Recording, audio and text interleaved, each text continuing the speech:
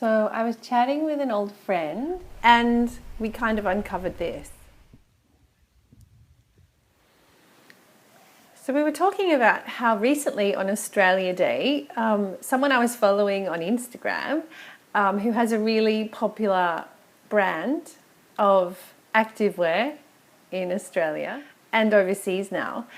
And we were talking about how the woman of this brand, the founder of the brand, had posted on Instagram that on Australia Day, really proud to be celebrating Australia Day, our company is 100% Australian owned. There was a bit of a backlash though in the comments.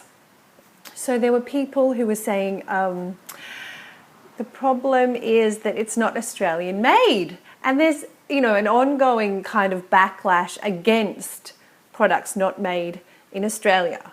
And I completely get it when it's about food, because obviously food safety is of a concern.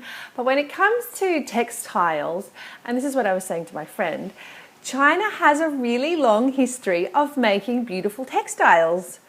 I mean, why is the Silk Road called the Silk Road?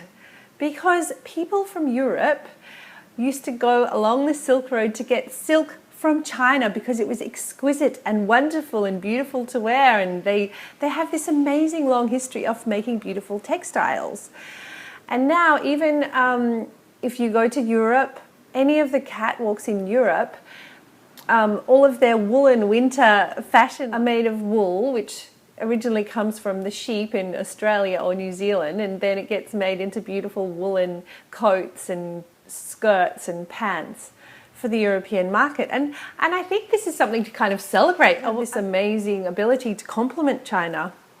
And so this activewear, the designs are Australian designs made for our conditions, our yoga, our running, whatever we want to do with it. But it's made by the best people at making textiles in the world. So really high quality, attention to detail. This kind of textile manufacturing is China's specialty, and it always has been. So this is something I think we should embrace. There's concern about the conditions of the factory women working in China, but for a brand like that, which is making top quality, beautiful Australian activewear, they've got people working in that factory just like you and I, people who are trying to make a living, to raise their families, to raise their children and contribute to the world. So it's not us against them. We're in this together. It's one world. We can celebrate and enjoy that we get our beautiful activewear, our yoga clothes all made in an amazing place in China.